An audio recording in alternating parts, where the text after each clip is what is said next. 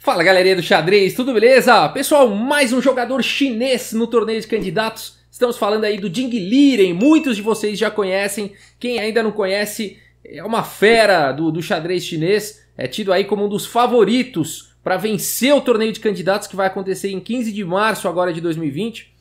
O vencedor do torneio de candidatos vai desafiar o Magnus Carlsen pelo título mundial, né? E o Jing Liren é um fenômeno, se tornou grande mestre aos 16 anos de idade. Se eu não me engano, foi o primeiro chinês a participar de um torneio de candidatos em 2018. Mas vale dizer que a performance do Jing Liren em 2018 no torneio de candidatos não foi das melhores. Ele empatou muito ali. Se eu não me engano, só venceu uma partida, o resto ele empatou, né? Também não perdeu, mas enfim, se ele quiser vencer dessa vez o torneio de candidatos, ele vai ter que arriscar um pouco mais. Ele tem um jogo bem sólido, mas ele tem mostrado mais agressividade ultimamente. Quem sabe ele tem algo preparado aí para o torneio de candidatos. Vamos dar uma olhada nessa partida. Aconteceu em 2019. Jing Liren de brancas abre com D4. Magnus Carlsen responde com cavalo em F6. C4 pelo Jing Liren, E6. Depois de cavalo F3, D5. Cavalo C3, a gente transpôs aí essa abertura para um gambito da dama recusado, né? Bispo B4. E agora, bispo aqui em G5, legal, a variante Ragozin aí do gambito da dama recusado. As pretas estão cravando aqui o cavalo das brancas, atuando, portanto, né, diminuindo o domínio das casas claras. E as brancas estão fazendo a mesma coisa, cravam o cavalo aqui em F6 para também diminuir o domínio das casas claras centrais. D por C4 e agora E4, né? Então aqui virou para um gambito da dama aceito, né? No final das contas, o Magnus Carlsen aceitou aí o peão. E o Jing Liren, então, já imediatamente ocupa aqui o centro com o peão, fica com esse centro clássico.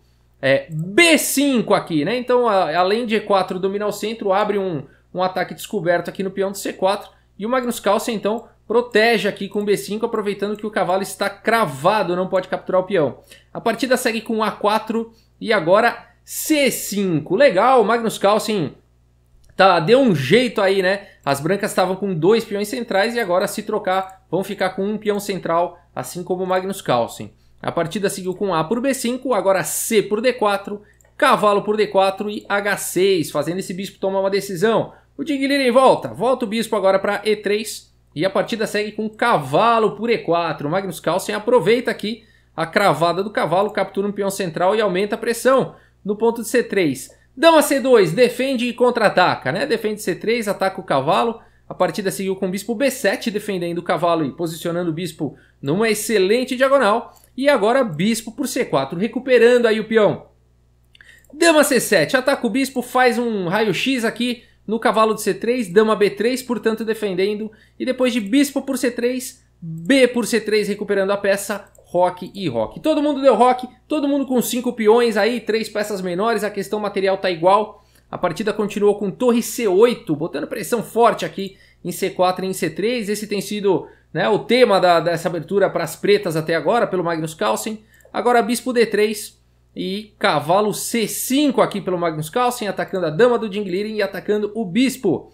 O Jing Liren volta a dama lá para B1 e agora cavalo por D3. Dama por D3 e aí você fala, já sei, agora o Magnus Carlsen vai capturar aqui na coluna C. Na verdade não, o Magnus Carlsen, vamos tentar entender essa posição. O Magnus Carlsen, apesar de existir uma forte pressão aqui na coluna C, nesse peão de C3, se ele pode ser capturado, no entanto tem uma dificuldade aqui pelo cavalo não ter sido desenvolvido ainda. Tá? Então isso pode ser um problema a longo prazo. Por exemplo, não foi o lance jogado, mas se o Magnus Carlsen capturasse aqui em C3, com dama por C3... Depois de dama por C3, torre por C3, torre de F em C1, né? Então aqui as brancas têm um excelente jogo, estão ameaçando a torre.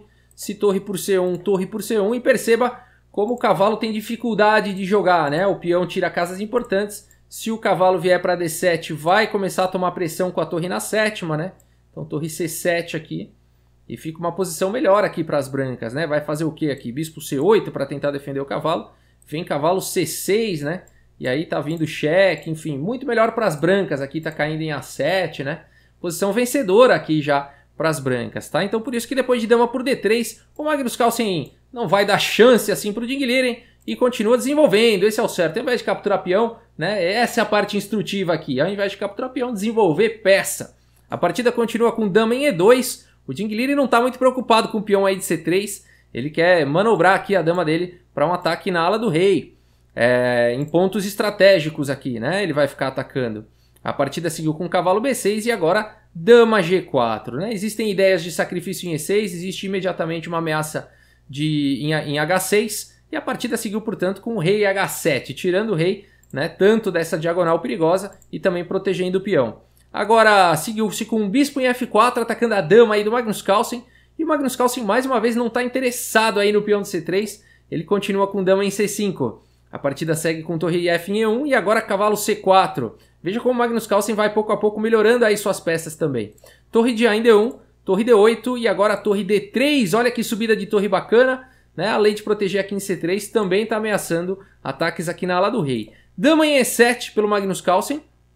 E agora cavalo C6 aqui pelo Ding Liren. Esse lance aqui praticamente força, né, a captura do cavalo aqui pelo bispo, porque é um duplo, né? Tá atacando a dama e a torre, então a partida seguiu com o bispo por C6.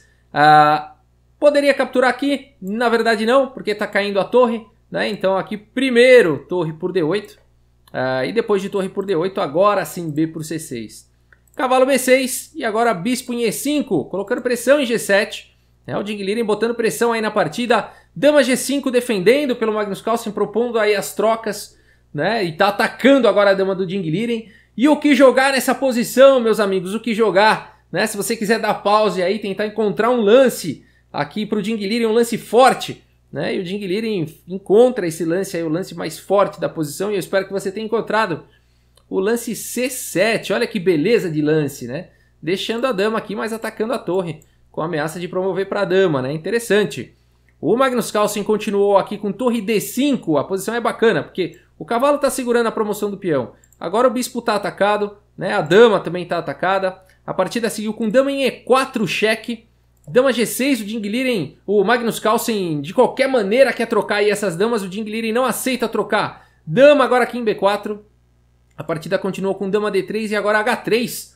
Então o Ding Liren toma um tempinho aí para fazer aquele respiro, né, para o rei, para não tomar checkmate na fileira do fundo. Dama B5, mais uma vez propondo as trocas, o Ding Liren não quer trocar, ele segue com dama em E4, cheque. Agora F5, bloqueando e atacando a dama, e dama em F4. Dama D7 e agora bispo D4, olha só que legal, né? O cavalo é um grande protetor aqui da posição, da casa de promoção, então bispo D4 é um excelente lance. A partida continua com cavalo C8, né? O Magnus Carlsen não permite o cavalo ser capturado e bloqueia então aí a casa de promoção do peão. E agora dama G3, mais uma vez o Ding Liren colocando pressão em G7, escravizando aqui a dama na defesa. Veja como essa dama aqui do Ding Liren atua de forma bastante interessante aqui na posição. A ameaça direta já, a torre por E6 também, né? Se dama por E6, dama por G7 mate. Então a posição é perigosa para o Magnus Carlsen. O Magnus Carlsen defende o peão de E6 com torre D6 e agora H4. O Ding Liren investe uns tempos aí para melhorar, né, a posição dos peões. Torre C6 e agora H5. Legal, tá ameaçando umas entradas aqui bem perigosas. Dama em F7 não permitindo e agora bispo E5. Olha que lance sensacional aqui do Ding Liren, né? Ele continua agora colocando uma defesa e a dama tá livre para ir para outros lugares. Agora o bispo fica defendendo o peão, né? Vale dizer que não pode capturar aqui em H5 o Magnus Carlsen, senão dama para o G7 é checkmate, né? Incômoda a posição aqui para o Magnus Carlsen, bem incômoda. O Magnus Carlsen segue com cavalo B6 e agora a torre A1. Passando a torre lá, atacando o peão de A7. Cavalo C4, o Magnus Carlsen contra-ataca, agora está ameaçando o bispo e agora a torre por A7. Cavalo por E5, dama por E5 e dama por H5. Ufa! O Magnus Carlsen conseguiu aí capturar também os peões, tem 4 peões para cada lado, né? A torre por enquanto está segurando aqui a casa de promoção do peão, né? Existe também uma ameaça aqui de ficar dando cheque perpétuo em D1 e H5, né? Então acho que o Magnus Carlsen conseguiu segurar as coisas, não? Não sei, se você quiser dar pausa e tentar encontrar aí um lance, será que existe algum lance muito bom aqui, um lance vencedor, né? E existe sim, e eu espero que você tenha encontrado o lance aqui do Ding Liren. E o lance jogado aqui pelo Ding Liren foi dama por G7, cheque, olha que legal, não dando tempo aqui para o Magnus Carlsen tentar empatar ou dar um perpétuo, né? Então depois de dama por G7 seguiu rei por G7 e agora promovendo o peão para a dama, olha só, cheque descoberto, de repente o Ding Liren trouxe a dama de volta, ressuscitou aí a defunta.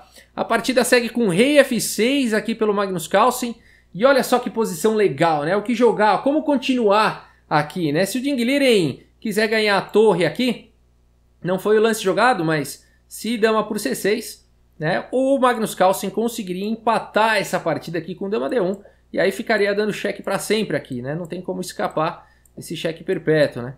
Então, enfim, se tentasse alguma coisa como rei G3, dama G4 simplesmente jogaria lá para H2 de novo, né? E aí ficaria dando cheque. Eternamente, 3 repetições bastam para declarar empate, tá? Chama o árbitro lá, fala, ó, já repetiu 3 vezes, empatou, né? Tá? Mas por isso que nessa posição aqui, o Ding Liren não captura aqui a torre do Magnus Carlsen e faz o melhor lance aqui da posição. Simplesmente dama D8 e nessa posição Magnus Carlsen abandona aí a partida. Essa posição ela tem uma peculiaridade, né? O rei não pode vir aqui para E5 para tentar escapar dos cheques, porque dama D4 entregaria checkmate. Veja como essa configuração aqui do rei, né? As casas claras, que seriam possíveis casas de fuga aí para o rei, tomadas pelos próprios peões, né? E também não adiantaria aqui, né? Veja que só tem 2 casas aqui nessa posição, né? Porque a torre está tirando as casas aqui da sétima horizontal. E se tivesse jogado rei em G6, viria dama G8 aqui com checkmate no próximo lance, também com ideia similar. Depois de rei F6 forçado, dama G7 entregaria também checkmate com o mesmo tema, né? O rei não teria as casas claras aí de fuga por conta dos próprios peões. Legal, né? Por isso que depois aqui de dama D8, lance preciso aqui do Ding Liren, o Magnus Carlsen abandonou aí a partida, né? Esse é o Ding Liren, né? Um grande jogador realmente.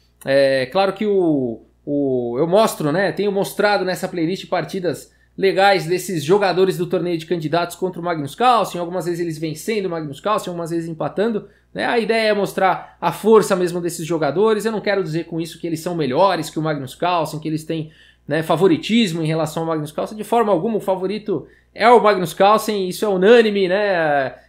Ele tem mostrado, né? Ele foi campeão mundial agora em Blitz, em rápidas, ele é campeão mundial de clássicas, enfim, isso aí é inquestionável, tá, pessoal? Então a ideia aqui realmente é mostrar a força também desses jogadores. Eles também encaixam, né, algumas vitórias, mas a longo prazo aí o Magnus Carlsen é quem tem o score positivo contra a maioria dos jogadores, exceto o Nepomniachtchi. Se eu não me engano, o Nepomniachtchi é o único que tem o score positivo contra o Magnus Carlsen em partidas pensadas.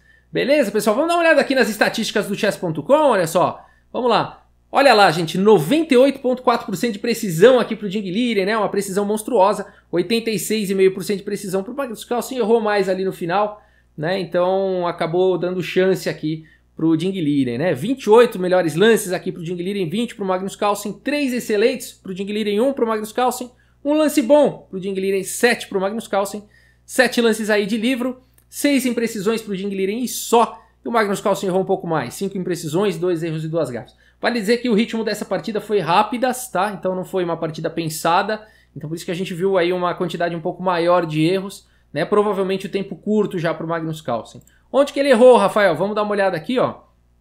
Muito provavelmente aqui, bem antes, olha só, aqui torre D3, né? Foi jogado aqui e o Magnus Carlsen fez o lance dama E7 nessa posição. Aqui dama F8 seria um pouco mais preciso, tá? Talvez aqui as negras consigam segurar a posição. Com dama F8, fica defendendo melhor aí o rei, né? Depois de bispo C7, por exemplo, atacando a torre, torre de D8, bispo F4, bispo D5, né? As pretas se defendem bem, cavalo C6, por exemplo, A6, tentando tirar aqui o defensor do cavalo, cavalo B4, atacando o bispo, A por B5, cavalo por D5, E por D5, torre por D5 e torre E8. As pretas seguraram bem, né? E nessa variante, e existe uma posição bem equilibrada, né? Então faltou ali o dama F8, fez toda a diferença, né? Dama E7 aqui trouxe complicações para o Magnus Carlsen por conta de cavalo C6, né? Agora o bispo é forçado a capturar, né? Se tivesse jogado dama em F8, né? Conforme a gente falou, e tivesse jogado cavalo C6, aí não dá, porque como não vem com o tempo sobre a dama, tá caindo a torre aqui, né? Tá caindo a torre em D3, tá bom? Então foi o pequeno detalhe aí, né? Que fez o Magnus Carlsen ficar mal. E o Ding Liren soube, claro, com todo o seu mérito, aproveitar esse escorregão e levar essa vantagem aí até o final da partida, né? É isso, pessoal. Espero que vocês tenham gostado aí do vídeo. Pessoal, aquele tempinho aí, se você curte o canal, dá a sua curtida. Se você ainda não se inscreveu, se inscreve aí no canal que você vai estar ajudando aí o canal a continuar produzindo conteúdo aí para vocês, tá bom? É isso, muito obrigado pela audiência, um grande abraço para todos vocês e até a próxima. Valeu!